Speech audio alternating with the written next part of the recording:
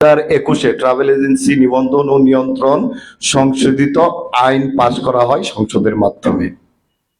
তার ঠিক পরের বছর 2022 সালে ট্রাভেল এজেন্সি নিবন্ধন ও নিয়ন্ত্রণ বিধিমালা 2022 গেজেট আকারে আমাদের কাছে আসে।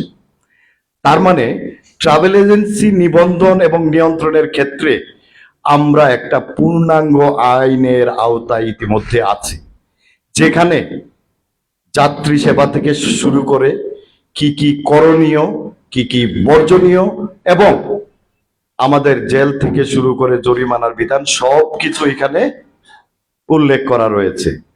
ওই পূর্ণাঙ্গ আইনের আওতায় আমরা ট্রাভেল এজেন্সি ব্যবসা পরিচালনা করে আসছি। এখন কথা হচ্ছে, আমাদের এরকম একটা mature travel agency control act থাকা সত্ত্বেও কেন এটা হচ্ছে, সেই বিষয়টা আপনারা অনেকেই গ্রুপে অনেক লেখালেখি দেখেছেন। বাবুল ভাই যেহেতু বলেছেন, আমরা ওদিকে যাচ্ছি না। আমরা এখানে এসেছি যে ট্রাভেল এজেন্সি নিবন্ধন ও নিয়ন্ত্রণ অধ্যাদেশ 2025, এটার গন্তব্য এখন আইন মন্ত্রণালয়। সেখান থেকে যদি রাষ্ট্রপতি, মহামান্য রাষ্ট্রপতির কাছে যায়, তিনি যদি স্বাক্ষর করেন, এটা বাস্তবায়িত হয়ে যাবে। বাস্তবায়িত হলে বাংলাদেশের প্রায় 5,800 ট্রাভেল এজেন্সির বিপর্যয়ের সম্মুখীন হবে। কারো কারো ব্যবসা ছেড়ে দিতে হবে, কেউ কেউ হয়তো চেষ্টা করবেন চালানোর জন্য, ক্ষতিগ্রস্ত হবেন। একটা পর্যায়ে এই ট্রাভেল এজেন্সি একটা কালো দিশার দিকে যাবে। এখন কথা হচ্ছে যে আমরা করণীয় সংক্রান্ত মত বিনিময় সভা করতে এসেছি। এখানে দুইটা অপশন, একটা হচ্ছে যদি আইনটা পাস হয় তাহলে আমরা কি করব, আর যদি পাস না হয় তো আলহামদুলিল্লাহ। আপনারা ইতিমধ্যে জেনেছেন যে আমরা কক্সবাজার, ফেনী, চট্টগ্রাম থেকে প্রথম শুরু। 10ই নভেম্বর প্রথম চট্টগ্রাম আলম ভাইয়েরা আয়োজন করে, সেটা আমাদের যাওয়ার কথা ছিল, আমরা যেতে পারিনি কারণ আমরা মন্ত্রণালয়ে এই আইনের যখন এটা উপদেষ্টা পরিষদের টানা হেঁচড়া হচ্ছিল, আমরা তখন মতামত দিচ্ছিলাম, কিন্তু মন্ত্রণালয় অংশীজনদের কোনো মতামতই গ্রহণ করেননি। এটাকে উপদেষ্টা পরিষদ থেকে পাশ করিয়ে তাদের হাতে রাখেন। বিগত 8ই ডিসেম্বর আমাদেরই একজনের একটা চিঠি যায়, সেখানে উল্লেখ করা আছে যে আমরা সরকারকে আইন পাশের ক্ষেত্রে সহযোগিতা করে আসছি এবং নতুন একটা আইনের জন্য আমরা সংবাদ সম্মেলনে করেছি। আমি চিঠিটা খন্দকার শিপার আহমেদ ভাইয়ের হাতে দিয়েছি, এটা উনি দেখলে পাবেন, ওখানে উল্লেখ করা আছে। আর বিগত আটাপ কমিটি চিঠি দিয়েছিলেন আইন পরিবর্তন করার জন্য, এবং ছোট ছোট এজেন্সিকে বেশি দায়ী করা হয়েছিল যে ছোট ছোট এজেন্সিগুলো বড় এজেন্সির কাছ থেকে টিকিট নিয়ে দাম বাড়ায়, যে কারণে B2B ব্যবসাটা বন্ধ করতে যাচ্ছে। B2Bটা কি? Business to business. একজন ট্রাভেল এজেন্সি আরেকজন ট্রাভেল এজেন্সির সহযোগিতা নিয়ে ব্যবসা করবে। এটা বাবুল ভাই, টিপু ভাই দারুণ ভাবে ব্যাখ্যা করেছেন, তারপর আমি একটু বলছি। দেখেন, B2B ব্যবসাটা বিশ্বের সব দেশে সমাদৃত, শুধু বাংলাদেশেই না।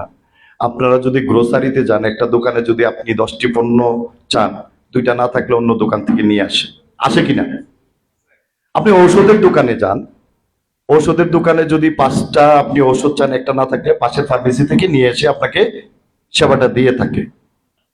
এই সব কয়টা B2B। আসেন ব্যাংকের বেলায়, আপনারা মাঝে মধ্যে পত্রিকায় দেখবেন, পত্রিকায় আসছে যে কল মানি রেট বেড়ে গেছে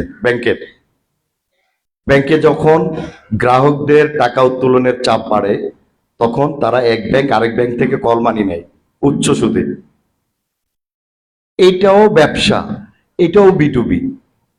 তো সর্বক্ষেত্রে যদি B2B ব্যবসা প্রচলন থাকে, আমরা ট্রাভেল এজেন্সি করতে দোষ কোথায়? প্রথম কথা। দ্বিতীয়ত হচ্ছে, আপনি যখন আমার যে অথরিটি, আমার যে regulatory ministry of civil aviation and tourism আমাদেরকে যখন লাইসেন্স ইস্যু করেছে, তখন কি বলেছিল যে আপনাকে বাধ্যতামূলক আয়টা হতে হবে এবং আপনি নিজে যাত্রী সেবা দিবেন, অন্য কারো কাছ থেকে টিকিট নিতে পারবেন না? এই শর্তাবলী ছিল না। এখন হঠাৎ করে যদি এই আইনটা চালু করা হয়, তাহলে ওই যে 800, টিপু ভাই যেটা বললেন, 800 আয়টা এজেন্সি আছে, বাকি যে নন আয়টা এজেন্সিগুলো, তারা কোথা থেকে টিকিট নিয়ে যাত্রী সেবা প্রদান করবেন। কারণ নন আইটা এজেন্সিগুলোর এয়ারলাইন্স থেকে টিকিট নেওয়ার সক্ষমতা নেই, কোনো এয়ারলাইন তাদেরকে টিকিট দিবে না, বাধ্য হয়ে বন্ধ করে দিবে। আবার কি করলেন, একটা সাংঘর্ষিক বিষয় এখানে ঢুকিয়ে দিলেন, সেটা হচ্ছে কি, বছরে 50 লক্ষ টাকার বিক্রয় বিবরণী দিতে হবে। আমার হাত পা বাঁধলেন, নদীতে ফেলে দিলেন, বললেন সাঁতার দাও। আমার টিকিট ইস্যু করার সক্ষমতা নেই, আমি অন্য ট্রাভেল এজেন্সি থেকে টিকিট আনতে পারবো না, তাহলে আমি বিক্রয় বিবরণী 50,000 করে 3 বছরে 1.5 কোটি টাকার কিভাবে বিক্রয় বিবরণী আমি দাখিল করব? এটা একটা সাংঘর্ষিক বিষয়, এটা অধ্যাদেশে আসতে পারে না। আসে বলছে যে আমার বিরুদ্ধে যদি কোনো অভিযোগ যায়, সেক্ষেত্রে কোনো শুনানি ব্যতীত আমার লাইসেন্সটা স্থগিত করবে। কি বলছে? লাইসেন্সটা স্থগিত করবে শুনানি ব্যতীত। তার মানে একজন আমার বিরুদ্ধে অভিযোগ করলো, অভিযোগটা যাওয়ার সাথে সাথে আমার লাইসেন্সটা স্থগিত।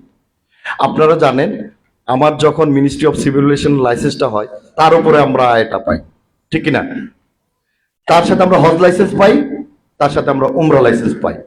সিভিল এভিয়েশন লাইসেন্সটা যদি স্থগিত হয়ে যায়, সেক্ষেত্রে কি আর অন্য বাকি যে আমার আয়টা, হজ উমরা কোনোটা থাকবে?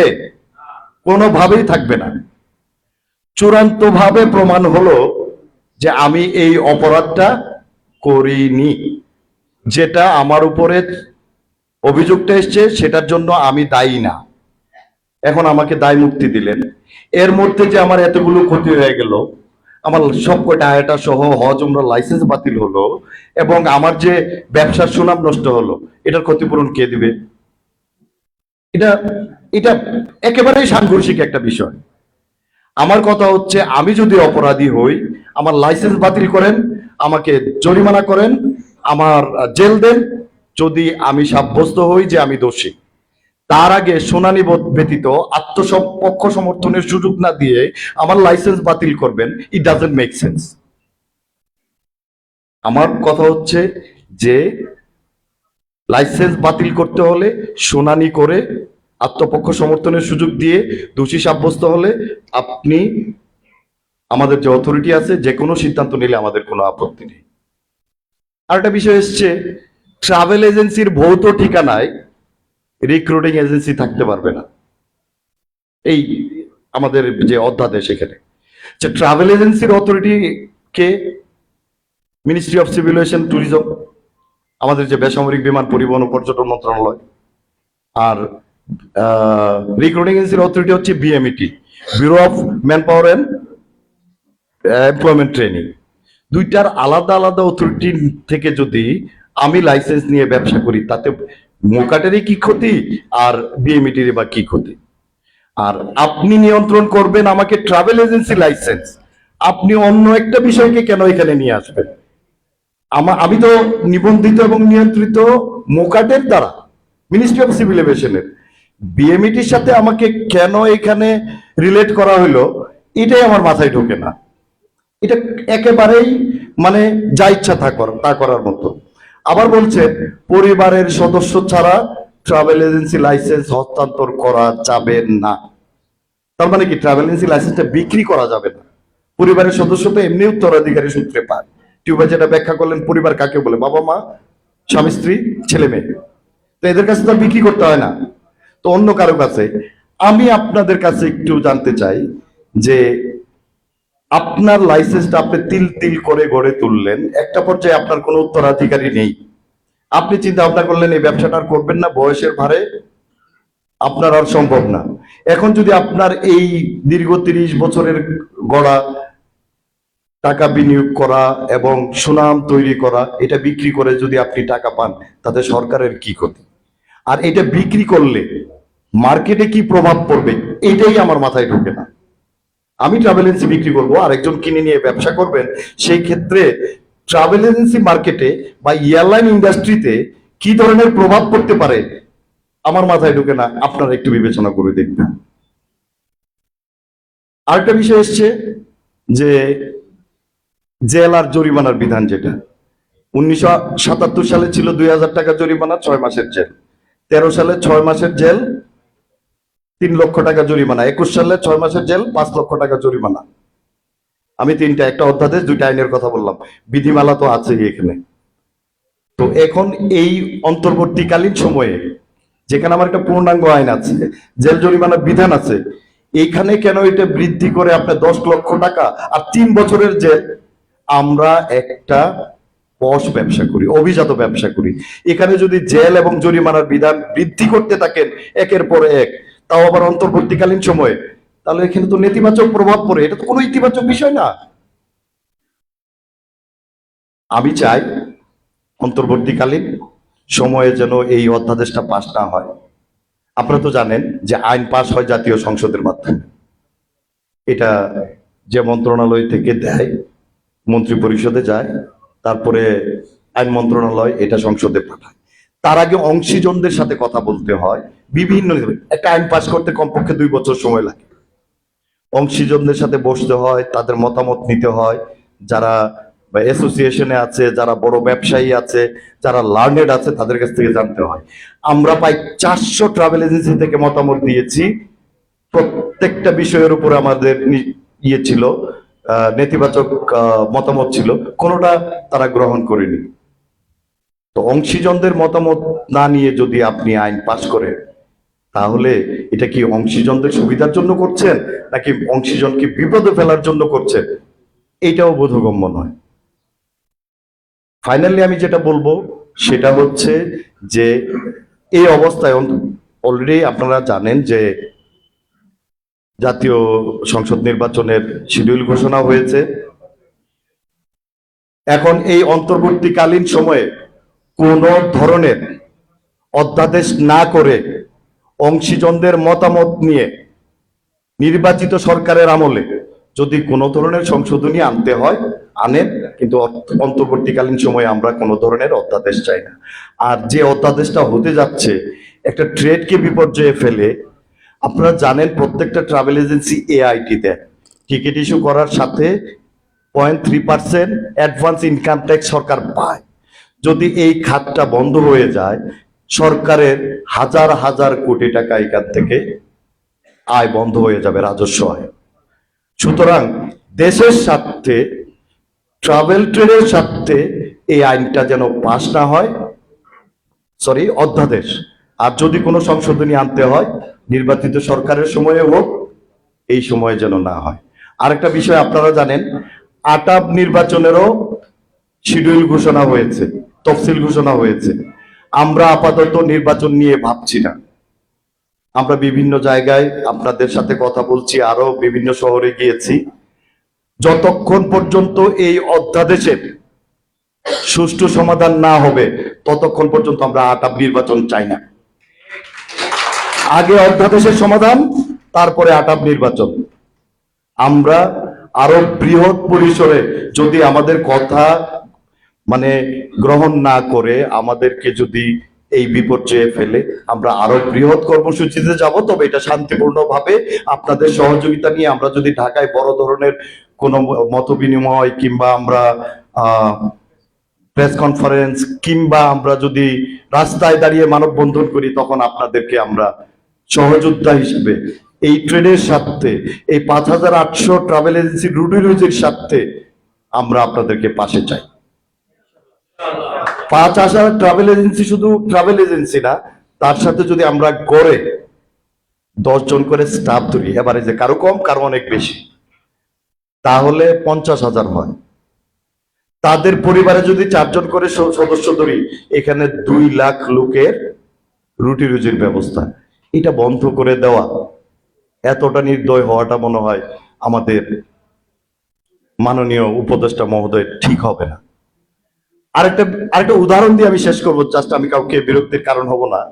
এই যে আমাদের ট্রাভেল এজেন্সিটা হস্তান্তরটা যেটা নিষেধ করলেন, আমি একটু আপনাদের কাছে জানতে চাই, যেখানে সরকার, এই যে যারা নন আইটা এজেন্সি আছে তারা তো ক্ষুদ্র উদ্যোক্তা, যেখানে বিভিন্ন সময়ে এই দেশের সরকার ক্ষুদ্র উদ্যোক্তাদেরকে প্রণোদনা দিয়ে গেছে, সেখানে ক্ষুদ্র উদ্যোক্তাদেরকে গলা টিপে মেরে ফেলা, এটা একটা ভয়ঙ্কর ব্যাপার। আমি যদি একটা উদাহরণ দিই, আজকের যে আকিজ গ্রুপ, এখান থেকে অনেকগুলো গ্রুপ অফ ইন্ডাস্ট্রিজ হয়েছে, তারা অনেক ভালো ব্যবসায়ী, তাদের ঋণের সংখ্যা কম, পুঁজি বাজার থেকেও তারা টাকা নেয়নি, ব্যবসায়ী কিন্তু অনেক ভালো মানের, কিন্তু শুরুটা কোথায়? সেই যদি আমরা যাই আকিজ বিড়ির স্মল এন্টারপ্রেনার, ক্ষুদ্র উদ্যোক্তা থেকে দীর্ঘ পরিক্রমায় ওনারা তিলে তিলে তিলে তিলে তিলে তিলে এই গ্রুপ অফ ইন্ডাস্ট্রি গড়ে তুলেছেন সুদীর্ঘ সময়ে।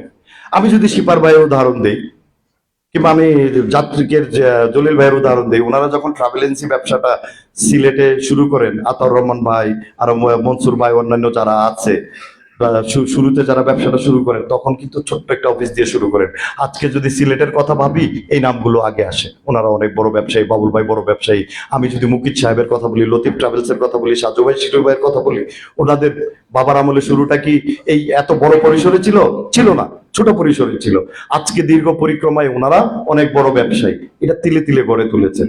তো তাদেরকে যদি ওই জায়গায় থামিয়ে দেওয়া হতো, আজকে যে জায়গাটা এসছি, তাহলে এত বড় ব্যবসায়ী হওয়া কোনোভাবেই সম্ভব ছিল না।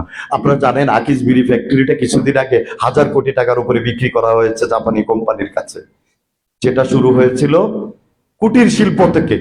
তখন যদি তাদেরকে থামিয়ে দেওয়া হতো, আজকে এই জায়গায় আসতে পারতো?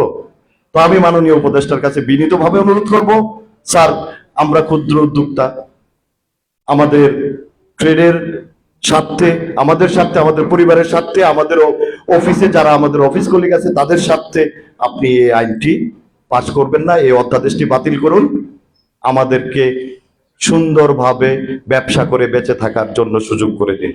ধন্যবাদ সবাইকে। আমি আর কোনো বিরক্তির কারণ হব না। আপনাদেরকে সাথে নিয়ে আমরা সামনে এগিয়ে যাব এবং আমাদের ট্রেডটা আরো সুন্দর এবং সাজানো গুছানো পরিপাটি হোক, আমাদের ট্রেডের সুনাম বেড়ে উঠুক। সকলকে আবারও আন্তরিক ধন্যবাদ জানিয়ে আমি আমার বক্তব্য শেষ করছি। আসসালামু আলাইকুম।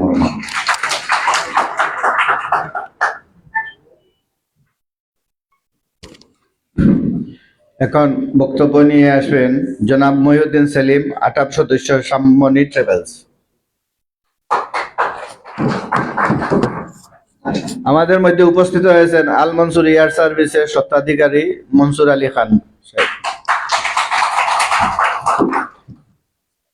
আসসালামু আলাইকুম। আজকে এই শুভ সন্ধ্যায় উপস্থিত আজকে সবার সম্মানিত সভাপতি এবং আজকের আয়োজিত এই সুন্দর সভার যারা আয়োজন করেছেন তাদের সবাইকে অসংখ্য ধন্যবাদ।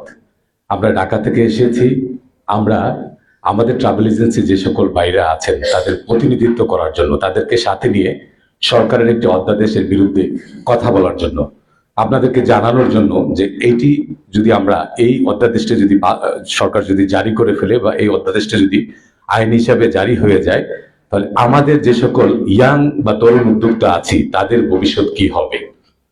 আপনারা জানেন যে আমার একটা ট্রেনিং ইনস্টিটিউট আছে, Sammani aviation and tourism training institute. আমি সেই ট্রেনিং ইনস্টিটিউট থেকে গত 1 বছরে মিনিমাম 400 এন্টারপ্রেনার তৈরি করেছি, যারা নতুন করে ট্রাভেল এজেন্সি ব্যবসা শুরু করার চিন্তা করছেন। তাহলে আমাদের সরকার যে অধ্যাদেশ জারি করতে চাচ্ছেন যে ট্রাভেল এজেন্সি মালিক হতে গেলে 10 লক্ষ টাকা তাদের ডিপোজিট রাখতে হবে, তাহলে তারা কিভাবে সম্ভব? একজন মানুষ স্বপ্ন দেখছেন পড়াশোনা করে, মানে ঢাকা ইউনিভার্সিটি, বিভিন্ন পাবলিক ইউনিভার্সিটিতে ট্যুরিজম এন্ড হসপিটালিটি ডিপার্টমেন্ট তৈরি হয়েছে এই ট্যুরিজম সেক্টরে মানুষ আসার জন্য।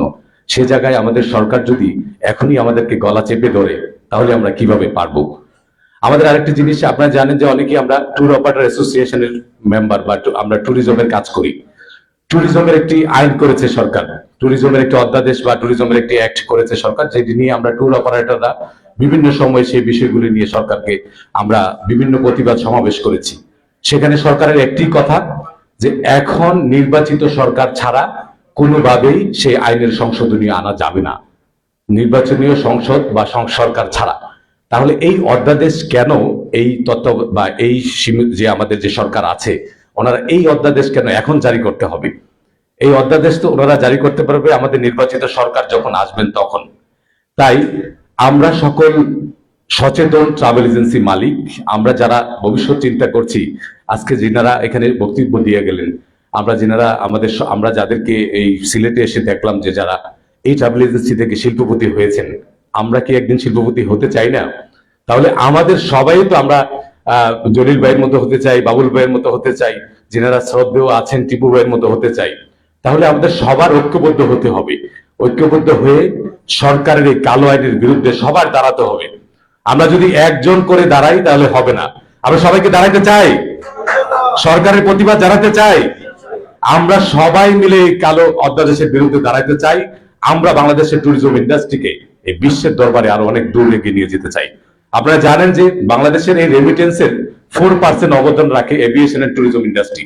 সেই জায়গায় আমরা যদি নতুনরা আরো উচ্চভাবে বা আরো স্পিডে, আমরা যেভাবে ঢাকা ইউনিভার্সিটি, নর্থ সাউথ বা বিভিন্ন ভালো ভালো প্রতিষ্ঠান থেকে শিক্ষার্থীরা শিক্ষা গ্রহণ করে ট্রাভেল এজেন্সি ব্যবসায় আসছেন, তাদেরকে যদি আমরা সুযোগ করে না দিতে পারি তাহলে ট্রাভেল এজেন্সি বিজনেসটা সে জায়গায় যাবে না। আমাদের 800 আইটা এজেন্সি আছে, ওনারা যদি কতজন কাস্টমারকে রিচ করবে, ওনারা বাংলাদেশের এই যাত্রীগুলি কিভাবে তারা বিদেশে যাবেন? বিটুবি ব্যবসা যে বন্ধ করতে চাচ্ছেন, বিটুবি ব্যবসা যদি বন্ধ হয়ে যায় তাহলে বিটুবি আপনার কাস্টমার সার্ভিসটা কি, মানে যেটা এখন যে সার্ভিসটা একটু ফ্রিকুয়েন্ট একদম স্মুথ হচ্ছে, সেই সার্ভিসটা কি কাস্টমাররা পাবেন? আমার তো মনে হয় যে লতিফ ট্রাভেলস এর সিরিয়ালে সিলেটে উপশহরে সব জায়গায় সিরিয়াল ধরে মানুষ দাঁড়াইতে হবে। কারণ যদি কাস্টমার বিটিপি না থাকে তাহলে ওনাদের এখানে সিরিয়াল দিয়ে ওনারা সার্ভিস দিতে পারবে না। কাস্টমার তো এতটুকু সার্ভিস ওনারাও সক্ষম নাই কাস্টমার এতগুলি কাস্টমার সার্ভিস দেওয়ার। তাই অবশ্যই বিটুবি সার্ভিসটি চালু রাখতে হবে। বিশ্বের একটি মডেল বিজনেস হলো বিটুবি বিজনেস। প্রত্যেকটা ব্যবসায়ী ছোট থেকে বড় হবে, এটাই স্বাভাবিক। তাই বিটুবি বিজনেস মডেলটা যদি আমি না রাখি তাহলে ছোট ব্যবসায়ীরা এসেই কি তারা এই আয়টা এজেন্সি করা কোনোভাবে সম্ভব না। তাই আমাদের সবার ঐক্যবদ্ধ থেকে আমরা যেন বাংলাদেশের এই ট্রাভেল এবং ট্যুরিজম ইন্ডাস্ট্রিকে অনেক দূর এগিয়ে নিয়ে যেতে পারি, এবং যারা এই আইনটি বাস্তবায়ন করার জন্য যারা উঠে পড়ে লেগেছিলেন, যারা এই আইনের পক্ষে কাজ করেছেন, তাদেরকে আমরা চিহ্নিত করতে হবে। কারণ তারা আমাদের ভালো চায় না, এই ইন্ডাস্ট্রির ভালো চায় না, তারা নিজেদের স্বার্থ রক্ষা করতে চায়। তাই আমি আমাকে এখানে সুযোগ দেওয়ার জন্য আপনাদের সবাইকে অসংখ্য ধন্যবাদ।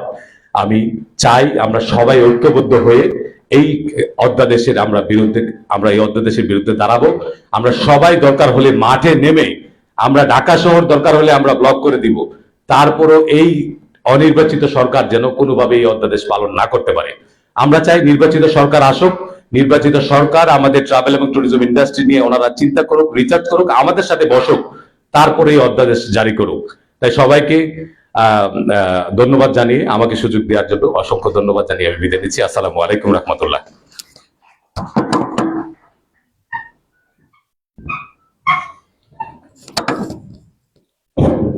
এখন বক্তব্য নিয়ে আসছেন সবুজ মুন্সি, সাবেক আটাপ সদস্য, নড়িয়া ট্রাভেলস।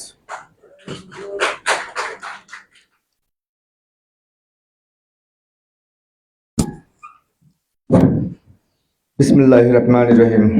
আসসালামু আলাইকুম। আমরা সবাই কেমন আছি? একটা প্রবাদ আছে, 10 মেলে কুড়ি কাজ, হারি জিতি নাহিলা আজ। আসলে কি আমরা আটাবে 10 জনকে এক হতে পেরেছি? আর না হওয়ার কারণেই আজকে আমাদের ব্যবসায় যে সময়, সেই সময় রেখে আজ আমরা ঐক্যবদ্ধ হচ্ছি বিভিন্ন রাস্তায়, বিভিন্ন সেমিনারে একটা কালো আইনের বিপক্ষে কাজ করার জন্য। আসলে কি এটা আমাদের ব্যবসায়ীদের কাজ? ব্যবসায়ীদের কাজ না। প্রিয় সিলেট, আমি জানি বাংলাদেশের ইসলাম ধর্ম এই সিলেট হতেই আগমন। শাহজালাল শাহপরাণের মাধ্যমে এই সিলেটকে আমরা জানি এবং চিনি। আমি আমার ব্যক্তিগত জীবনে আরো জানি এবং আরো চিনি। সিলেটের মানুষ অত্যন্ত সৎ এবং সত্যের পক্ষে থাকে। তারা নির্ভীক, তারা কখনোই ভয় পায় না। এও জানি তারা সত্য বলতে কখনোই দ্বিধা করে না। আজ সেই সিলেট আটাপ সদস্যদের কাছে, আটাপের মুরব্বীদের কাছে আমরা আশা করব সত্য জানার জন্য, সত্য বলার জন্য। অত্যন্ত দুঃখের সাথে আজকে বলতে হচ্ছে, বাবুল ভাই যদিও বলছে যে একদম এর মাঝে কথা বলার জন্য, তারপরও না বললে হয়তো বা আমরা অনেকে অনেক কিছু জানবো না। দেখেন, আমরা সারা বাংলাদেশের ঢাকা সহ বিভিন্ন অঞ্চলে, জয়শহর সহ কক্সবাজার বিভিন্ন অঞ্চলে আমরা কিন্তু এই কালো আইন নিয়ে এর বিপক্ষে মিছিল মানববন্ধন করে আসছে। কোথাও কিন্তু সব জায়গায় তো আমাদের আটক সদস্য আছে, আটক নেতৃবৃন্দ আছে, কোথাও কিন্তু আজকের যে সিলেটকে কেন্দ্র করে যা হয়েছে এটা স্থানীয় সিলেটের যে আটক মেম্বার আছেন তারা জানেন। যারা আজকে আমাদের মাধ্যমে বা আটাবের সিনিয়রদের মাধ্যমে যে ইনভাইটেশন পাইছেন যে আজকে আমরা একটা অধ্যাদেশের বিপক্ষে মত বিনিময় সভা করব, এখানে কোথাও কিন্তু বলা হয় নাই যে নির্বাচনী কোনো মিটিং বা নির্বাচন নিয়ে আমরা কাজ করব। তো এরকম একটা হিউমার আপনাদের এই মার্কেটে ছড়াইছে, যার কারণে আমরা লক্ষ্য করতেছি যে আমাদের সিলেটের অত্যন্ত বড় বড় ব্যবসায়ী যাদের এই আইনটা নিয়ে সবচেয়ে বেশি কাজ করার কথা, তারা আজকে হয়তো বা আসেনি।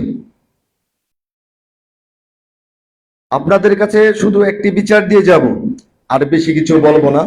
সেটা হচ্ছে সরকার বা আমাদের উপদেষ্টা যারা আছে তারা হয়তো বা আমাদের আটাপকে এইভাবে চিনতো না বা জানতো না। আমার এক মুরব্বী কিছুক্ষণ আগে বলে গিয়েছেন যে আটাপ নিয়ে বিগত দিনে এত নোংরামি কখনোই নাকি হয়নি। তাহলে আজ কেন বা এখন কেন হচ্ছে, বা সরকার যে পরিপত্র করতে যাচ্ছে এই পরিপত্র কেন প্রয়োজন, বা সরকারকে এটা কে ইনফরমেশন দিল যে এই আইন করা দরকার? এটা ইতিমধ্যে আমরা ঢাকা সহ বিভিন্ন জায়গায় বলেছি, আপনারাও জানেন। তো আমরা আশা করি যে আমরা যেহেতু মেহমান ঢাকা থেকে এসেছি, আমরা আশা করি এখানের স্থানীয় যে নেতৃবৃন্দ আছেন, স্থানীয় এই ট্রেডটাকে যারা লিড দেন, তারা এই বিষয়ে কিছু বলবেন, এটা আপনাদের কাছে অনুরোধ। এবং আপনারা তাদেরকে চিহ্নিত করে আমাদের পুরো আটাপ সদস্যদের মাঝে তাদের মুখোশ উন্মোচন করবেন, এই আশা সিলেটবাসীর কাছে রেখে গেলাম। আর প্রিয় সাংবাদিক ভাই বোনেরা, আপনারা কষ্ট করে এসেছেন, আমাদের নিউজ কভারেজ করতেছেন, আপনাদের অসংখ্য ধন্যবাদ। সালাম আলাইকুম। ধন্যবাদ সবুজ মুন্সি ভাইকে। এখন আমি ওপেন হাউজে মাইক্রোফোন দেব। আমার যে ভাই বক্তব্য দিতে আসেন,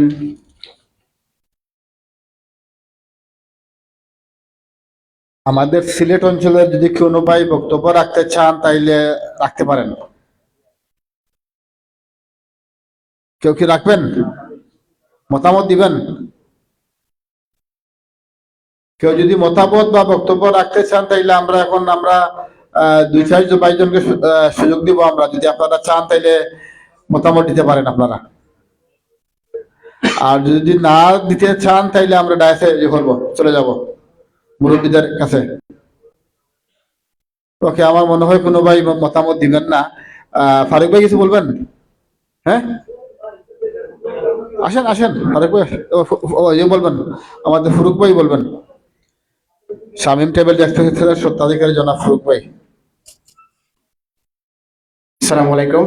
প্রিয় সিলেটবাসী এবং ঢাকা থেকে আগত আমাদের মেহমানবৃন্দ, এখানে উপস্থিত হওয়ার জন্য সবাইকে ধন্যবাদ জানাচ্ছি। আমি সিলেটের সাধারণ ব্যবসায়ীদের পক্ষ থেকে একটি কথা বলতে চাচ্ছি, যেটা বাকি বলে গেছেন সেটাই রিপিট করতে যাচ্ছি এবং একটা অ্যাডিশনাল বলবো। আমরা আসলে এখানে ব্যবসা করতে আসছি, কাউকে ঠকানোর জন্য বা কাউকে উপরে তোলার জন্য নয়। যে আইনটা হতে যাচ্ছে সেটা আসলে ব্যবসায়ী স্বার্থ রক্ষা না করে ধ্বংস করার আইনটা করতে যাচ্ছেন। তো আমি সরকারের কাছে আকুল আবেদন জানাবো যেটা আইনটা না করার জন্য। আপনারা যে আইনটা দেখা উচিত সেটা দেখতেছেন না। আমি গত সপ্তাহে একটা টিকিট করলাম চেন্নাই টু ঢাকা, সেটা প্রাইস ছিল 18,000 টাকা সামথিং। আবার সেই যাত্রীরই 3 জন যাত্রী টিকিট করলাম ঢাকা টু সিলেট, সেটার প্রাইস হলো 24,000 টাকা। তা আপনি আইন নিয়ন্ত্রণ করতেছেন কিন্তু বিমান সংস্থাকে নিয়ন্ত্রণ করতে পারতেছেন না। আমাদের মতো ছোট ছোট ব্যবসায়ীকে ধ্বংস করার জন্য আপনি লেগে আছেন। আপনি কোন আইন করছেন, কোন দেশে আছেন বা কোন আইনগুলা করতে যাচ্ছেন? আপনি আপনার এভিয়েশনের দিকে নজর দিন, এয়ারলাইন্সগুলোকে কোনো নিয়ন্ত্রণ করুন, তাহলে সাধারণ ব্যবসায়ীটা একটু এগিয়ে যেতে পারবে। আমি আবদার জানাচ্ছি সরকারের কাছে যে এই আইনটা আপাতত রহিত করেন, নির্বাচিত সরকার আসলে যা হয় আমাদের সাথে আলোচনা করে করবে। Thank you. আসসালামু আলাইকুম।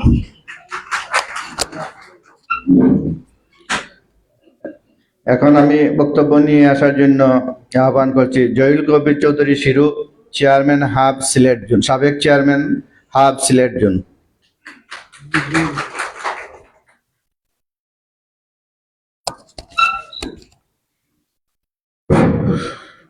আউযুবিল্লাহি মিনাশ শাইতানির রাজিম, বিসমিল্লাহির রহমানির রহিম।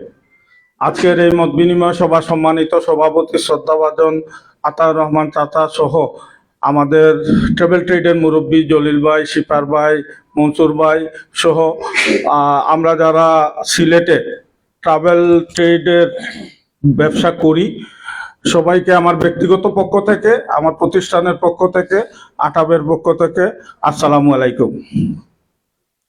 আজকে আমরা এখানে সবাই মিলিত হয়েছি আমাদের অঙ্গীকার রক্ষার্থে।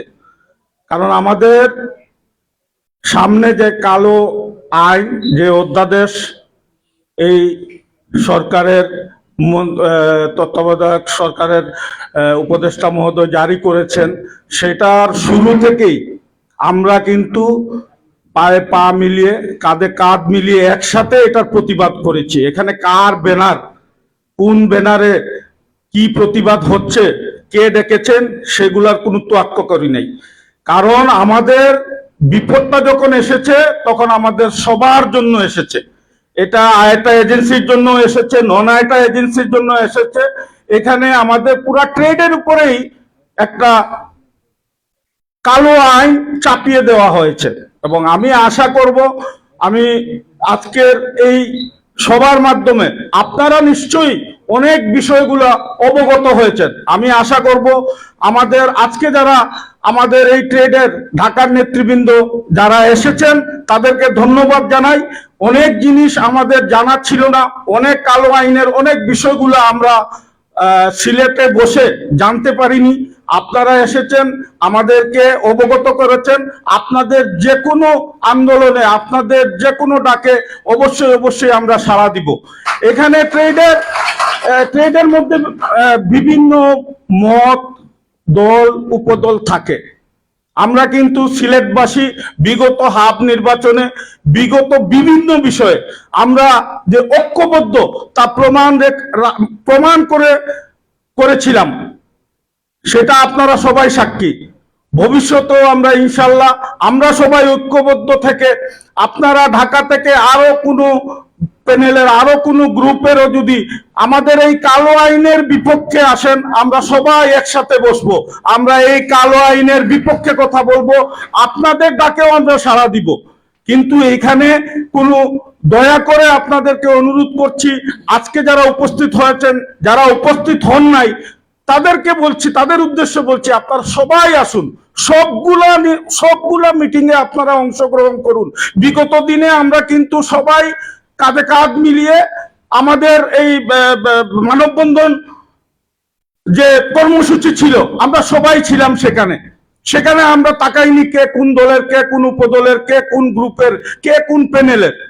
আমি অনুরোধ জানাবো, আমাদের মধ্যে আপনারা বিভেদ ছড়াবেন না, আপনারা বিভ্রান্ত করবেন না।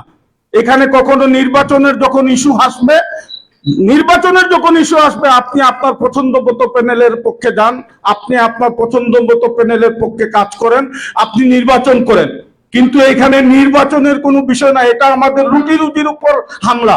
এখানে আমাদের রুটি রুটির উপর একটা কালো আইন জারি করা হয়েছে।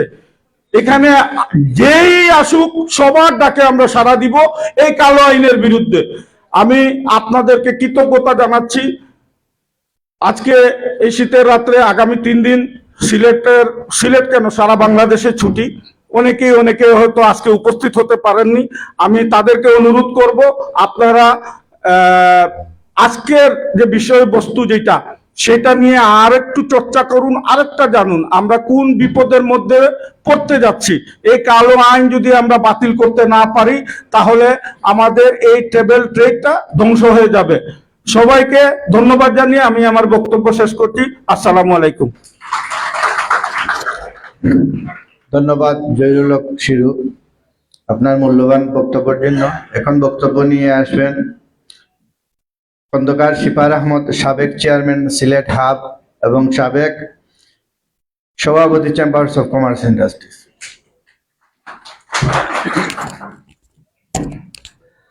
ধন্যবাদ মাস্টার অফ সেরেমনি। বিসমিল্লাহির রহমানির রহিম। আজকের এই অনুষ্ঠানের সম্মানিত সভাপতি, আমার সামনে উপবিষ্ট আমার অত্যন্ত প্রাণপ্রিয় ট্রাভেল এজেন্সির থেকে আগত সদস্যবৃন্দ, সম্মানিত সাংবাদিকবৃন্দ, সুধী মণ্ডলী, আসসালামু আলাইকুম রহমতুল্লাহি ওয়া বারাকাতুহু। হিন্দু ভাইদের প্রতি আদাব। আমি প্রথমে সিলেট ট্রাভেল এজেন্সির পক্ষ থেকে যারা ঢাকা থেকে এসেছেন তাদেরকে স্বাগত জানাচ্ছি। আপনারা অনেক ব্যস্ততার মধ্যেও অনেক কষ্ট করে এসেছেন। আমরা জানি কালকে রাত্রে আপনাদের আসতে অনেক কষ্ট হয়েছে, রাস্তার অবস্থাও ভালো নয়, তার মধ্যে এসে আপনারা আজকে যে অনুষ্ঠানে এসে আমাদের যারা সিলেটের এখানে অনেক ট্রাভেল এজেন্সিরা আসছেন, অনেক জিনিস আমাদের কাছে ক্লিয়ার ছিল না, আপনারা ক্লিয়ার করেছেন। সেই জন্য আমি আবারও আপনাদেরকে সিলেট সকল ট্রাভেল এজেন্সিদের পক্ষ থেকে ধন্যবাদ এবং কৃতজ্ঞতা জানাচ্ছি। আমরা বিশেষ করে যেহেতু আপনারা জানেন, আমি একটু সময় নেব।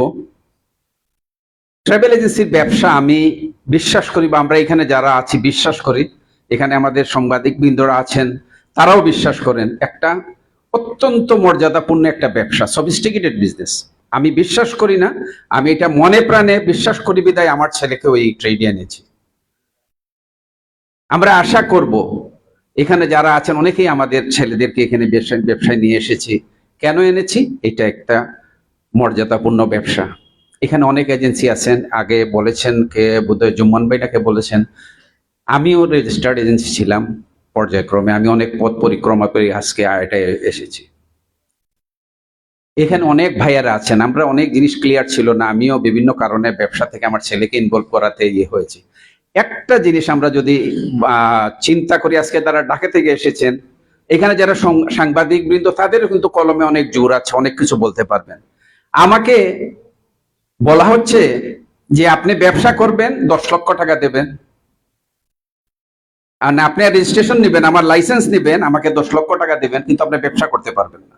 আবার বলতেছেন যে বৎসরে যে আমি 50, আমার যদি ভুল না হয় 50 লক্ষ টাকা করে 3 বছরে কত 1.5 কোটি টাকার আপনি ব্যবসা করবেন। এই ব্যবসার যেটা প্রতিবেদন আপনাকে আমাকে জমা দিতে হবে।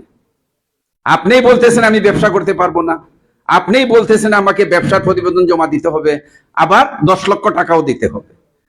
আমার কাছে বোধগম্য হচ্ছে না। যারা করতেছেন অনেক সময় অনেক জিনিসগুলা যেগুলা হয়ে থাকে, আমরা সাধারণত দেখেছি, যেহেতু আমার সুযোগ হয়েছিল চেম্বারে যাওয়ার জন্য, আমরা যে কোনো বিভিন্ন সংগঠন আছেন, সংগঠনের মধ্যে আমার যারা মেম্বার থাকে, অনেক সময় সুবিধা অসুবিধা থাকে, অনেক ইয়ে থাকে, তখন আমরা সংগঠনদেরকে নিয়ে বসি। কিন্তু আমি আশ্চর্য হলাম যে আটাপ একটা সংগঠন, বাংলাদেশের মধ্যে একটা বৃহৎ সংগঠন, সেখানে তা আটাপ সংগঠনকে না ডেকে, না আলোচনা করে এটা করা হয়েছে। পাশাপাশি যেটা করা হয়েছে B2B, যেটা আমরা বিজনেস টু বিজনেস ব্যবসা করতে পারবো না, এটা কোন জায়গা থেকে কিভাবে এসেছে জানি না। তবে আমি আর ওইদিকে যাচ্ছি না। আমি বিশেষ করে আপনারা ঢাকা থেকে এসেছেন, আমার মনে হয় আমরা সিলেট, আপনারা জানেন যে সব দিকে একটু পিছনে আছি। আমি এই ব্যবসা না, এখন সিলেটে কিছু ট্রাভেল ট্রেডের ব্যবসাটা আছে, আমাদের এখানে বড় কোনো ইন্ডাস্ট্রি নাই। আমার অনেক ভাই, অনেক ভাতিজা, অনেক আছে, ছোটখাটো ব্যবসা করে করে আমরা টিকে আছি। আমরা যদি এইভাবে 10 নামে, আর এটা যদি কালো আইন যদি পাশ হয়ে যায়, অনেক ভাই আমরা কিন্তু স্প্লিট হয়ে যাবে। আমরা আছি, অনেকে গ্রামে আছেন, লেখাপড়া কম জানেন, অনেকভাবে আমাদের তাদেরকে সাহায্য সহযোগিতা করতে হয়। এই কালা কানুন যদি ইমপ্লিমেন্ট হয়, তাহলে আমরা কিন্তু সিলেটে বিশেষ করে অনেকটা 10 নামবে ব্যবসায়, আমি মনে করি বা বিশ্বাস করি। আমরা আশা করব এখানে, আমার মনে হয় আপনারা এই ঢাকা থেকে এসে আমাদের যারা ট্রাভেল এজেন্সির জন্য এইভাবে বলে গেলেন, আমার শিরু বা আমরা যেটা আছে, আমরা মনে করি কালা কানুন বা আইনের বিরুদ্ধে আমরা উপস্থিত আছি। আপনারা যারা কালা কানুনের পক্ষে কাজ করবেন, তাদের পক্ষে আমরা নাই। আমরা কি কালা আইন, যেটা কালো আইন, এটা পাশ হোক কি আমরা যারা সিলেট এজেন্সির আছি, আপনারা কি চাই? যদি আমরা না চাই, যেই আসবেন আমরা অবশ্যই আপনাদের সাথে আছি, থাকবো। আর বিশেষ করে অনেকেই কিন্তু আমি মনে করি সিলেটে আপনারা আজকে না আসলে আমরা অনেক জিনিস জানতে পারতাম না। আমরা আশা করব আপনারা যেভাবে এগিয়ে যাচ্ছেন, অনেক ফাঁক আছে, অনেক, কিন্তু বিশেষ করে এই যে আপনার এই যে পাস হবে, কোথায় পাস হবে, এই ব্যাপারে আমার অনেক জ্ঞান কম। আমি বসে চিন্তা করতেছি যে আপনারা না আসলে আজকে যারা ছোট ছোট এজেন্সি যারা আছেন তারা হয়তো এই জিনিসটা জানতো না। আপনারা এসে যে জানালেন, এখানে কিন্তু আমরা হয়তো আমাদের যেহেতু একটা ছিল, আমাদের সংগঠন ছিল, আমি মনে করি এটা কোনটা সঠিক কোনটা বেঠিক এটা নির্ধারণের এখানে সবার ক্ষমতা আছে। আমরা যারা আজকে এখানে জেনেছি বা আমরা যারা আসতে পারি নাই, আমি অনুরোধ করব আমরা যে আলোচনা হয়েছে সেটাকে ভালোভাবে শুনে যাতে এই কালো আইনটা না পাশ হয় সেটার জন্য আমরা চেষ্টা করব। আমি আমার বক্তব্য বেশি লম্বা করব না। কালকে বা 2 দিনের ছুটি থাকে তো অনেকে আসতে পারেন নাই। আমরা যারা এসেছি আমি অনুরোধ করব অন্ততপক্ষে আমাদের অস্তিত্ব টিকিয়ে রাখার জন্য আমরা যেন আমার এক কলিগকে, আমার এক ভাইকে, আমার এক বন্ধুকে, আমার এক পার্টনারকে জন্য আমরা এই ব্যাপারে অবহিত করি। আমি আর বেশি আমার বক্তব্য লম্বা করব না। এখানে আতাউর ভাই আছেন, জলিল ভাই আছেন, এরা অত্যন্ত এই ব্যাপারে যথেষ্ট এবং আপনারা জানেন আটাবের মতো একটা সংগঠন সিলেটের ঐতিহ্য ছিল। সরকুম আলী সাহেব ছিলেন ইউনাইটেডের কর্ণধার। ওনার কাজ সাথে ওনাকে দেখার আমার সুযোগ হয়েছে, মুহাইমিন সালে ভাই ওনাকে আমার দেখার সুযোগ হয়েছে। এই সকল নেতৃত্ব সিলেট থেকে বেরিয়ে কিন্তু আটাব অনেক উপরে ছিল। আমার জানা মতে এখানে আতাউর ভাই আছেন, সরকুম আলী সাহেবের কাছে আটাব যখন ছিল আমরা দেখেছি বিমান বা অন্যান্য সংগঠন, সিভিল এভিয়েশন এসে দেখা করত। ওনার এইভাবে ছিল। এখন আমরা গিয়ে দেখা করে বলতে হয় যে আমার জন্য এটা করেন। আমরা চাই সেই নেতৃত্ব যার নেতৃত্বে অন্ততপক্ষে সংগঠনকে উচ্চ জায়গায় নিয়ে যেতে পারি। আমরা যার নেতৃত্বে অন্তত গিয়ে বলবো কেন আমার কাছে আসবে, আপনার কোনো আইন করতে গেলে আমার কাছ থেকে পরামর্শ নিবে। আমার কাছ থেকে কেন আমার সংগঠনের কাছ থেকে পরামর্শ নেওয়া হলো না? আমরা কি কেউ জেনেছি? এখানে তো ঢাকা থেকে অনেকে এসেছেন, আপনারা কি জেনেছেন যে আমার সংগঠনের আইন পাশ করতেছে, আমাদেরকে কেন ডাকা হলো না? আমরা সময় এসেছে, ইনশাআল্লাহ আমরা প্রতিবাদ করব। আর আমরা যারা এখানে ব্যবসার সাথে সম্পৃক্ত হচ্ছে, আমরা বিশেষ করে আমি শিরুর আব্বাই ব্যবসায় ছিলেন, শিরু এসেছে, আমি ছিলাম, আমার ছেলে এসেছে, মনসুর ভাই ছেলে এসেছে।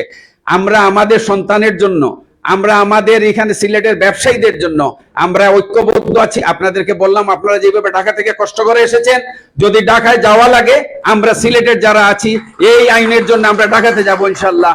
তবুও আমরা যাতে সঠিক ব্যবসা করতে পারি এইটা আপনারা ব্যবস্থা করেন। আমি আমার বক্তব্য বেশি লম্বা করব না। আমি আবারও ঢাকা থেকে যারা কষ্ট করে এসেছেন আপনারা কষ্ট করে যাবেন, সেই জন্য আমি আমার প্রতিষ্ঠান সহ সিলেটের সকল ব্যবসায়ীদের পক্ষ থেকে আপনাকে কৃতজ্ঞতা ধন্যবাদ জানাচ্ছি। এবং এই কালো আইন যাতে পাশ নয়, যারা সাংবাদিক এখানে প্রেস ক্লাবের, অনলাইন প্রেস ক্লাবের সভাপতি, সেক্রেটারি তারা আছেন বা যারা শুনতেছেন অনলাইনে অনেকগুলো আসেন, আপনারা এইটা প্রকাশ করেন যে এই কালো আইন পাশ হলে আমাদের সিলেটের বিরাট ক্ষতি হবে, এই ট্রেডের ক্ষতি হবে, বাংলাদেশের এভিয়েশন সেক্টরের ক্ষতি হবে। সুতরাং আমরা যাতে আবার পুনর্জাগরণে যেতে পারি সেই জন্য আপনাদের সহযোগিতা চাচ্ছি। আমরা আছি, ইনশাল্লাহ থাকবো। ধন্যবাদ সবাইকে। আসসালামু আলাইকুম। ধন্যবাদ শিবার ভাইকে ওনার মূল্যবান বক্তব্য দেওয়ার জন্য। এখন আমি বক্তব্য নিয়ে আসার জন্য আসছি আল মনসুর এয়ার সার্ভিসের স্বত্বাধিকারী জনাব মনসুর আলী খান।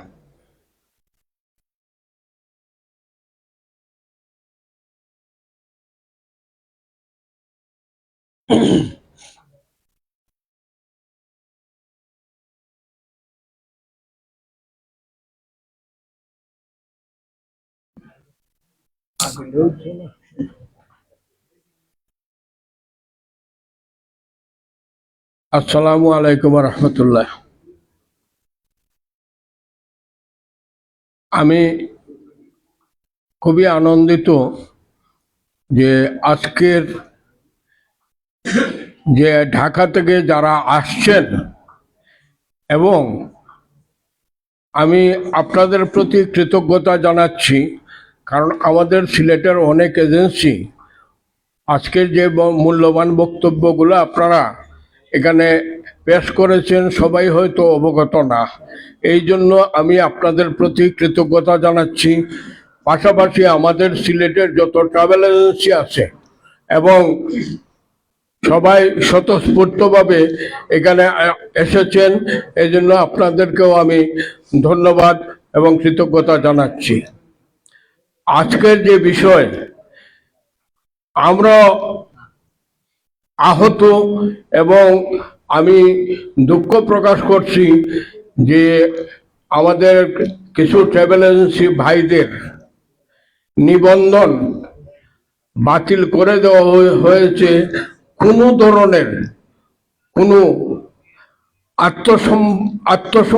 আত্মসমর্পণ করার সপক্ষে কোনো বক্তব্য না দেওয়ার সুযোগ দিয়ে একতরফা ভাবে যে ওনাদেরকে নিবন্ধন বাতিল করেছেন। একটা ট্রাভেল এজেন্সি করছে হইলে আমাদের তো অনেক বয়স হয়েছে, আমরা দেখেছি অনেক পরিশ্রম, অনেক মেধা এবং নিজের পরিবারকে সময় না দিয়ে এই ট্রাভেল এজেন্সিকে সময় দিয়েছেন।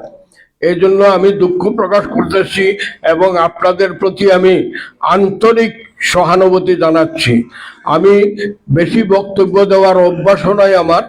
আমি সবাইকে অনুরোধ করব, আমরা সিলেটের যত এজেন্সি আছি, যত ধরনের পদক্ষেপ গ্রহণ করা যায় আইনগতভাবে, আমরা সবাই মিলে এক হয়ে আমরা কাজ করব।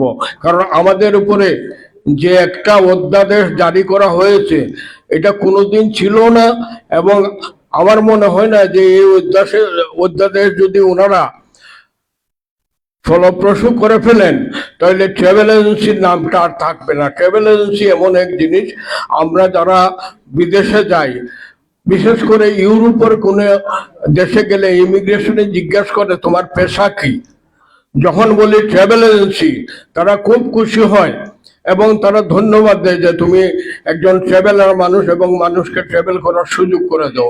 কিন্তু সেই ট্রাভেল এজেন্সি বন্ধ করার জন্য যে পায়তারা চলতেছে, আমরা সবাই একত্রিত হয়ে এটা মানে রুখে দাঁড়ানোর জন্য আমরা চেষ্টা করব। আমি সবার সাথে আছি এবং সবাইকে ধন্যবাদ, আবারও ধন্যবাদ জানাচ্ছি যারা ঢাকা থেকে এসেছেন। আপনাদের প্রতি আন্তরিকতা এবং কৃতজ্ঞতা প্রকাশ করছি। ধন্যবাদ। সালাম আলাইকুম। ধন্যবাদ জনাব মনসুর ভাইকে ওনার মূল্যবান বক্তব্য দেওয়ার জন্য। এখন বক্তব্য নিয়ে আসার জন্য আছে আব্দুল জব্বার জলিল ভাই, সাবেক 3 বিহারের চেয়ারম্যান, আতাব সিলেট জোন।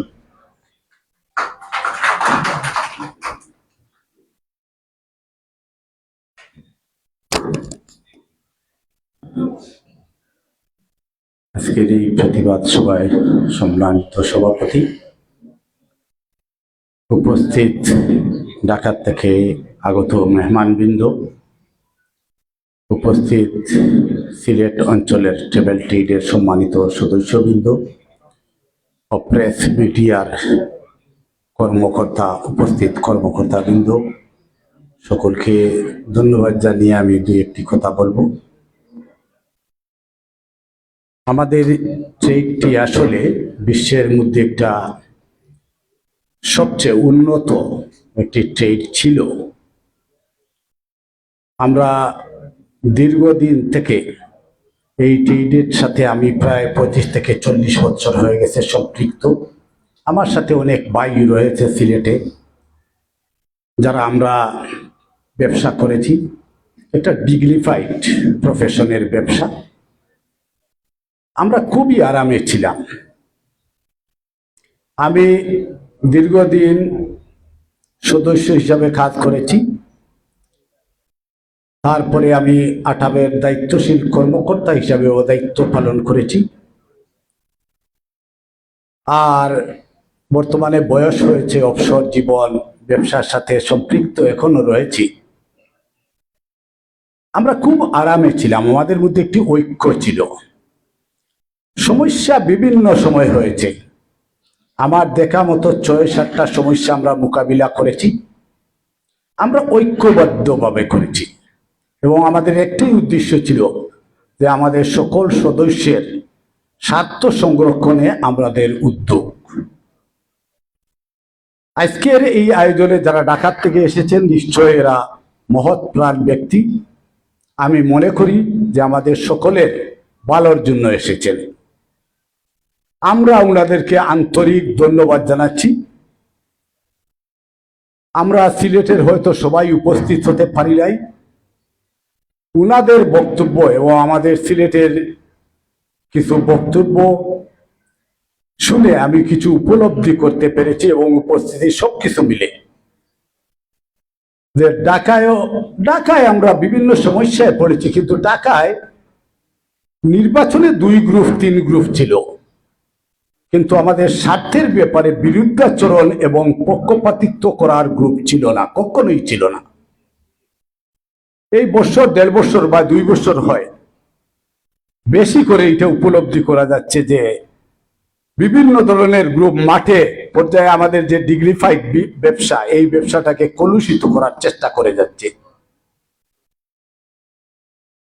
আজকের এই অনুষ্ঠানে আমাদের সিলেটের যারা উপস্থিত হয়েছেন, আমি সকলের পক্ষ থেকে সিলেটেরও কিছু সমস্যা উত্থাপন করতে চাই। আপনারা ঢাকায় যারা রয়েছেন, যেমন আমার টিপু ভাই আমার খুব পরিচিত, আমার খুব হাতিরে, আমরা কমিটিতে ছিলাম ব্যবসা, ওনারা বৃহৎ ব্যবসায়ী, বড় ব্যবসা করেন। আমাদের সিলেটের 10-15 জনের সমান একজনের ব্যবসা। আমরা প্রত্যন্ত অঞ্চল হিসাবে সিলেটের যারা রয়েছে, আমাদের মধ্যে 200-250 মতো সদস্য রয়েছে আটাবের। আমরা বিভিন্ন সময় আপনাদের কেন্দ্রে যে সুযোগ সুবিধা বুক করে থাকেন, এইটার থেকে আমরা বঞ্চিত হই। আমি যখন দায়িত্বে ছিলাম সেই সময় থেকে সব সময় সিলেটের জন্য আওয়াজ তুলেছি, কিছু কর্মকাণ্ডে আমি সাকসেসফুল হয়েছি। কিন্তু এর পরবর্তীতে বা এর আগে বিভিন্ন সময় দেখেছি যে আগে খুব শান্তিতে ছিলাম, এর পরবর্তী দিন আমাদের দিন আমাদের দুর্বলতা হচ্ছে যে আমাদের মধ্যে বিভক্তি রয়েছে, ঢাকায় রয়েছে, সিলেটে রয়েছে, বিভিন্ন জায়গায় মনোমালিন্য রয়েছে, যার কারণে আমাদের ঐক্যে দুর্বলতা দেখা দিয়েছে। এরকম একটা অধ্যাদেশ যেটা জারি করা হয়েছে সম্পূর্ণ ট্রেড বিরোধী। আমরা বিভিন্ন সময় বিভিন্ন জায়গায় বলে যাচ্ছি যে এই অধ্যাদেশ আমরা একেবারে নিষ্ক্রিয় হয়ে যাব, আমরা একেবারে বিলুপ্ত হয়ে যাব, কিন্তু আমরা মজবুত ভাবে মিনিস্ট্রির এগেইনস্টে দাঁড়াতে পারি না। কারণটা কি? কোনো কিছু যদি আদায় করতে হয় তে 2-3 ধরনের পদ্ধতি রয়েছে। একটা হলো হয়তো কারো সাথে প্রীতি করে, ভালোবাসা করে, বুকে জড়িয়ে ধরে আদায় করতে হয়। পারিবারিক যে সন্তান নিয়ে বাবা যে সমাজ ব্যবস্থায় চলাফেরা করে, সেইখানেও ভালোবাসার মাধ্যমে অনেক কিছু আদায় করা যায়। আর কোন কোন জায়গায় রয়েছে যে আপনি কঠিন সিদ্ধান্ত গ্রহণ করতে হবে, ব্যক্তিগত স্বার্থ ত্যাগ করে সমষ্টিগত স্বার্থের চিন্তায় আপনাকে উদ্বুদ্ধ হয়ে রাস্তায় নামতে হবে। আমি আশা রাখি আজকের এই সমাবেশ এবং ঢাকা থেকে যারা এসেছেন ওনাদেরকে আশ্বস্ত করে দিতে চাই, আপনারা যখন আমাদের ট্রেডের 5-6 হাজার সদস্যের জন্য নিজের স্বার্থ ত্যাগ করে নামবেন, আমরা সবাই আপনাদের পাশে থাকব। যে কোনো প্রয়োজনে সিলেটের আবার একটা অতীত ঐতিহ্য রয়েছে, সিলেটের আতিথ্যতার ঐতিহ্য, কমিটমেন্টের ঐতিহ্য। সিলেটবাসীরা ক্ষুদ্র স্বার্থের জন্য কমিটমেন্ট ফেল করে না, চেষ্টা করে। সিলেট তো ছোট্ট জায়গা, একজনের সাথে দেখা হয়ে যায়, যদি একজন কমিটমেন্ট ফেল করে লজ্জা পেতে হয়। আমরা মনে করি যে আপনাদের আজকের এই আগমন আমাদেরকে উদ্বুদ্ধ করেছে এবং আপনাদের আগমন সার্থক হয়েছে। আপনারা যে কোনো প্রয়োজনে আমাদের কাছ থেকে পরামর্শ নিতে পারবেন, যে কোনো উদ্যোগ গ্রহণ করলে আমরা আপনাদের পাশে গিয়ে দাঁড়াবো। এবং একটা জিনিস আপনাদের কাছে আমার অনুরোধ, আমাদের স্বার্থের জন্য যে 2 গ্রুপ বা 3 গ্রুপ দ্বিধা বিভক্ত, আপনাদের কেন্দ্র থেকে ওইটা সুন্দরভাবে এক হয়ে আসতে হবে। এক হলে আমাদের সকলের লাভ হবে, আমরা সবাই মজবুত হয়ে দাঁড়াতে পারবো। আমাদের সিলেটের ব্যক্তিগত সিলেট অঞ্চলের অনেক সমস্যা রয়েছে, যেটা আমরা কিন্তু আপনাদের কেন্দ্র থেকে সহযোগিতা খুব কম পাই। আপনারা আশা রাখি পরবর্তীতে নেতৃত্বে আপনারা থাকবেন, অনেকে বিভিন্ন জায়গায় থাকবেন। আমাদের সিলেট অঞ্চলের অসুবিধার মধ্যে 2-3টা অসুবিধা আছে, যেটা একেবারে আধা মিনিটে আপনাদের সামনে উপস্থাপন করি। আমরা সিলেট আন্তর্জাতিক বিমানবন্দর হয়েছে প্রায় 14-15 বছর হয়। এটা 2018 সালে 2800 কোটি টাকা স্যাংশন হয়েছে যে আন্তর্জাতিক বিমানবন্দর আন্তর্জাতিক পরিসীমায় যাতে এটা চালু করা হয়। এতে ব্রিটিশ যে বর্ডার এজেন্সি সবাই এসেছে, এইখানে পর্যবেক্ষণ করেছে, এইখানে সিকিউরিটি সিস্টেম দেখেছে, কিভাবে কি করতে হবে পরামর্শ দিয়েছে। আমাদের এয়ারপোর্টের জন্য 2800 কোটি টাকা স্যাংশন হয়েছে। Step by step refuelling system থেকে আরম্ভ করে রানওয়ের এক্সটেনশন, রানওয়ে স্ট্রেংথ বৃদ্ধি সহ আন্তর্জাতিক একটা টার্মিনাল আলাদা করার জন্য আরবান কনস্ট্রাকশন চায়নার এইটাকে দায়িত্ব দেওয়া হয়েছে। যে কনস্ট্রাকশন কাজে দায়িত্ব নেওয়ার পরে কাজ ধরার আগে 212 কোটি টাকা আত্মসাৎ করেছে এবং এখন পর্যন্ত এটা মাটির উপরে আর উঠে নাই। এবং আন্তর্জাতিক বিমানবন্দর হিসাবে মাঝে মধ্যে কিছু ফ্লাইট সিলেট থেকে সরাসরি যাতায়াত করে বিভিন্ন গন্তব্যে। বহির্বিশ্বের যে ফ্লাইটগুলা এইখানে এখনো পারমিশন পায়নি সিভিল এভিয়েশন থেকে যে এইখান থেকে যাতায়াত করার, যার দরুন আমরা বিমানের যে হজবর ভাড়া সংক্রান্ত যে ঊর্ধ্বগতি এইটার চাপে আমরা সিলেটের ব্যবসায়ীরা এবং প্রবাসীরা জর্জরিত। আমি আশা রাখি আপনারা কোনোদিন যদি কর্তৃত্বে আসেন, নেতৃত্বে আসেন, আমাদের সিলেটবাসীর আরো অনেক দাবি রয়েছে। আজকে আপনারা আসছেন আমাদের সকলের দাবি নিয়ে, এই জন্য চাপাইয়া দিতে চাই না, শুধু উত্থাপন করলাম, প্রয়োজনে পরবর্তীতে আমরা এক টেবিলে বসতে চাই। আশ্বস্ত করে বিদায় নিতে চাচ্ছি, আপনাদের যে কোনো প্রয়োজনে বলবেন। আপনাদের মিউচুয়ালি আমরা সারা বাংলাদেশ যদি ঐক্যবদ্ধভাবে মন্ত্রণালয়ের এই বেআইনি অধ্যাদেশের বিরুদ্ধে দাঁড়াতে হয়, প্রয়োজনে আমাদেরকেও ডাকবেন, আমরা সবাই সাথে আলোচনা করে একমত সৃষ্টি করব। আমি মনে করি মন ফ্রেশ রাখি, এই অধ্যাদেশ সহ যতগুলা আমাদের বিরুদ্ধাচরণ বিষয়ে সরকার ও বেসরকারিভাবে গ্রহণ করা হবে, এর বিরুদ্ধে আমরা দাঁড়াতে পারবো। আপনারা এসেছেন, আমাদের ভুল ত্রুটি হয়েছে, আয়োজনে হয়েছে বা অনেক কিছুতে হতে পারে, আমার বক্তব্য হতে পারে, আমাকে ক্ষমা সুন্দর দৃষ্টিতে দেখবেন। আপনারা সকলে সুস্বাস্থ্য দীর্ঘায়ু কামনা করে আমার বক্তব্য এখানে শেষ করলাম। ধন্যবাদ জলিল ভাইকে ওনার মূল্যবান বক্তব্য দেওয়ার জন্য। ধন্যবাদ সবাইকে। আমি এ পর্যায়ে একটু শুভেচ্ছা বক্তব্য রাখবেন আমাদের জনাব মোহাম্মদ গুলজার আহমেদ, উনি president Sylhet online press club. শুভেচ্ছা বক্তব্য রাখবেন।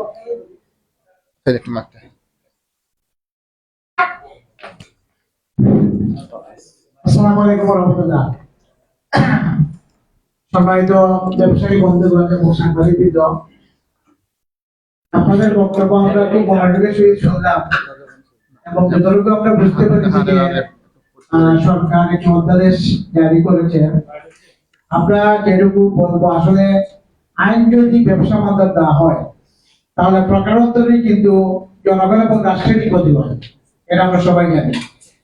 আপনাদের বক্তব্যগুলো আমরা খুবই মনোযোগ দিয়ে শুনেছি। আমাদেরও দাবি থাকবে যে আসলে দেশের মানুষ যাতে ভালো করে ব্যবসা করতে পারে এবং দেশের আর্থসামাজিক উন্নয়নে ব্যবসায়ীরা একটি বড় ভূমিকা পালন করে, এটা আমরা সকলেই জানি। দেশের অর্থনীতির গুরুত্বপূর্ণ একটি সেক্টর হচ্ছে ব্যবসা বাণিজ্যের সেক্টর। আপনাদের কাছ থেকে যতটুকু আমরা শুনলাম যে আসলে অধ্যাদেশটি জনবান্ধব নয় কিংবা ব্যবসা বান্ধব নয় এবং স্টেক হোল্ডারের সাথে এখানে কথা না বলেই কিন্তু সরকার এই অধ্যাদেশটি আপনারা জারি করতে যাচ্ছেন। আমরা আসলে আপনাদেরকে আশ্বস্ত করতে চাই যে আপনাদের ইতিবাচক এবং ন্যায্য যে দাবিগুলো আছে এর পাশে সাংবাদিকরা অবশ্যই আছে এবং আমি জনগণ এবং রাষ্ট্রের পক্ষে আমরা থাকবো। আমি সকলকে শুভেচ্ছা জানিয়ে আমার কথা শেষ করছি। আসসালামু আলাইকুম ওয়া রাহমাতুল্লাহ। ধন্যবাদ জনাব গুলজার ভাইকে। এখানে আজকে আলহামদুলিল্লাহ আমাদের অনেক ইলেকট্রনিক্স এবং প্রিন্ট মিডিয়ার অনেক প্রতিনিধি ভাই এখানে উপস্থিত আছেন, সবাইকে ধন্যবাদ জানাচ্ছি। আর আমি আন্তরিকভাবে দুঃখ প্রকাশ করতেছি, আজকে আমাদের ঢাকা থেকে অনেক মেহমান এসেছেন, সবাইকে অনেককেই বক্তব্য দেওয়ার সুযোগ আমরা দিতে পারে নাই, এই জন্য আমরা দুঃখিত। আমি একটু মোহন ভাইকে বলবো মাইকটা দেওয়ার জন্য। ওনারা যারা যে সকল ভাইয়েরা আমাদের ভাইয়েরা আসছেন, একটু যদি আপনারা পরিচয়টা দেন, কমপক্ষে আমরা চিনবো। আপনারা যারা কষ্ট করে আসছেন সিলেটে, একটু পরিচয়টা দিবেন, একটু পরিচয়টা দিবেন। মাইকটা নিয়ে যাবেন আমার মোহন ভাই, একটু পরিচয়টা করবেন, করে দিবেন আপনাদের। আসসালামু আলাইকুম। আমি ইঞ্জিনিয়ার আমির ইসলাম অনিক, ঢাকা থেকে আসছি। আমি অনিক ওভারসিসের সিও বলছি, নয়াপল্টন অফিস। আসসালামু আলাইকুম। আমার নাম আমিনুল ইসলাম রতন। আমার প্রতিষ্ঠানের নাম হচ্ছে MR স্কয়ার ইন্টারন্যাশনাল, ঢাকা পুরানা পল্টন আমার অফিস। আজকে এই কালো আইন অধ্যাদেশের বিরুদ্ধে আমরা আছি, ছিলাম, থাকবো যতক্ষণ পর্যন্ত এই অধ্যাদেশ বাদ না হবে ততক্ষণ পর্যন্ত আমরা লড়াই করে যাব। আশা করি আপনারা আমাদের পক্ষে থাকবেন। আসসালামু আলাইকুম।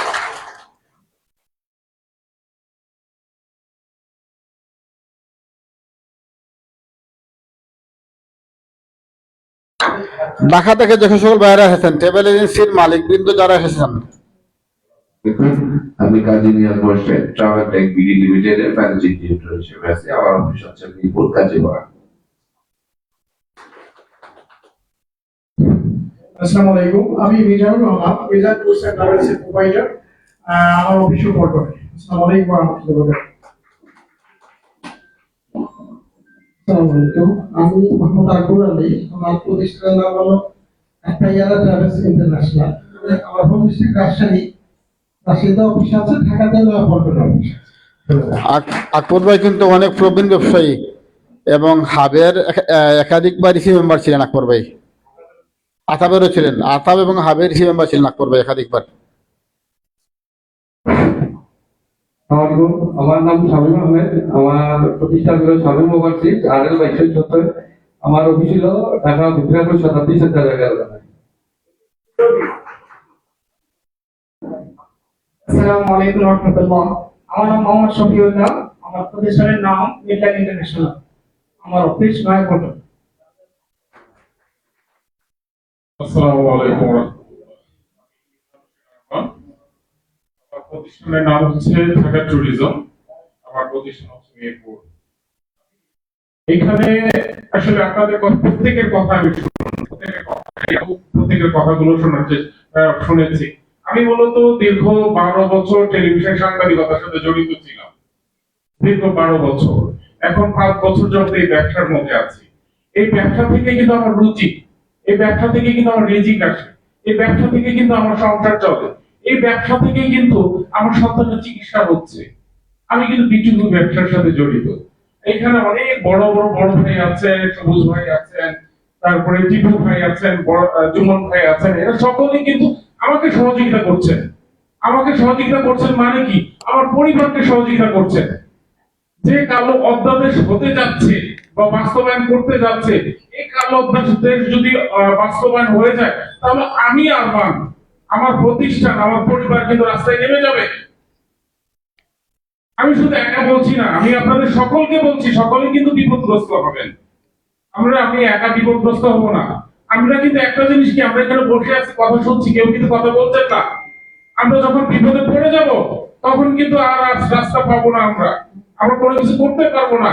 আমাদের পরিবারের দিকে তাকান, নিজেদের পরিবারের দিকে তাকান। আমরা একটু সোচ্চার হই, এই কালো অধ্যাদেশের বিরুদ্ধে আমরা সোচ্চার হই, আমরা মাঠে নামি। আমরা যে কোনো পদক্ষেপের জন্য আমরা একত্রিত হই, একত্র হয়ে আমরা মাঠে নামি। এই কালো অধ্যাদেশ যেটা বাস্তবায়ন করতে যাচ্ছে, এটার প্রতিরোধ করি আমরা। এই বলে আমার বক্তব্য শেষ করছি। আসসালামু আলাইকুম। আসসালামু আলাইকুম। আমি রিয়াজউদ্দিন আবি বলছি। আমার প্রতিষ্ঠানের নাম এয়ার ট্রাভেল জোন। আমার অফিস নয়াপল্টনে। আমি ঢাকা থেকে এসেছি। আমরা এখানে আসার মূল উদ্দেশ্য হচ্ছে, আপনারা সবাই দেখেছেন সারা পৃথিবীতে 2019-20 সালে করোনা নেমে এসেছে। সারা পৃথিবী কিন্তু স্তব্ধ হয়ে গেছে। আসার আগে কিন্তু আমরা বুঝি না যে কি হচ্ছে, কি হবে। তো তেমনি ভাবে এই আইনটা যদি বাস্তবায়ন হয়, আমাদের পুরো ইন্ডাস্ট্রি টোটালি বন্ধ হয়ে যাবে। তো এই জন্য এখনো সময় আছে। আমরা আপনাদের জন্য কাজ করতেছি, আমাদের জন্য কাজ করতেছি, ইন্ডাস্ট্রির জন্য কাজ করতেছি। আপনাদেরকে বলবো, আপনাদের যে ভাইরা এখনো এই বিষয়টা ফিল করতেছে না, বুঝতেছে না এই আইনটা সম্বন্ধে, তাদেরকে বুঝাবেন এবং এই আইনের বিরুদ্ধে সোচ্চার হয়ে মাঠে নেমে এই আইনকে বাতিল করার জন্য, যাতে আর হতে না পারে, এই জন্য কাজ করার জন্য সকলকে আহ্বান জানাচ্ছি। আসসালামু আলাইকুম ওয়া রাহমাতুল্লাহ।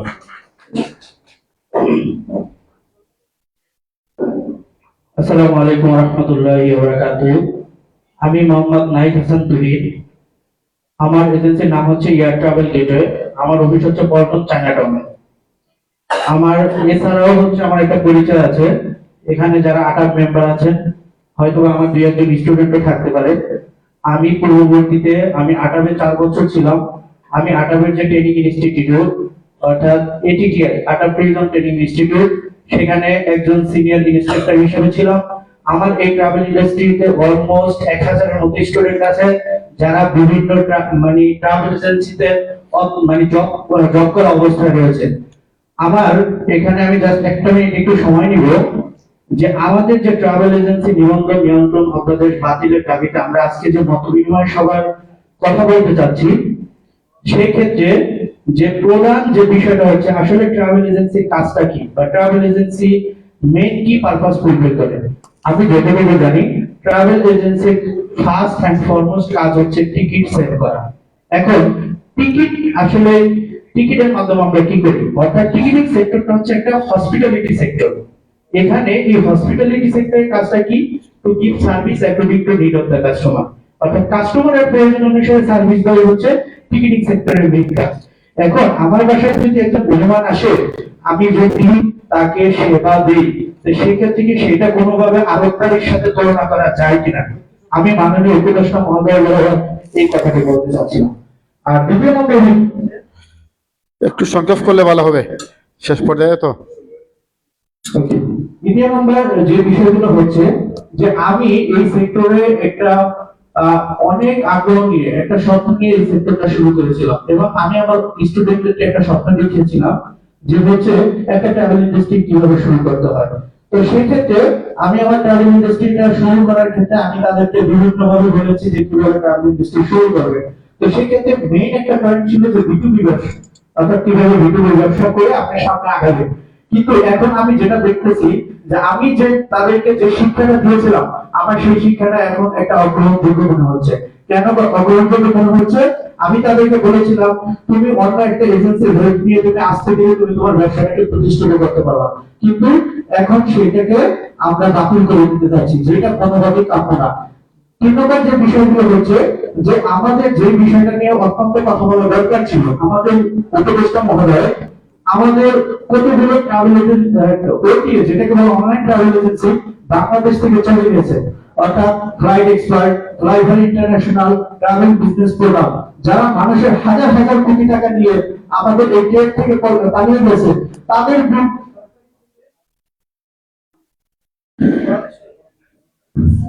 সরকারের পক্ষ থেকে কোনো ধরনের কোনো এখন পর্যন্ত কোনো উদ্যোগ নেওয়া হয় নাই। অথচ এইটা ছিল সবচেয়ে বড় একটা দরকারি জিনিস। আর একটা একটু সংক্ষেপ করলে ভালো হয়, শেষ পর্যায়ে তো। আমি সবাই সুস্বাস্থ্য কামনা করে আমি আমার সব ধন্যবাদ।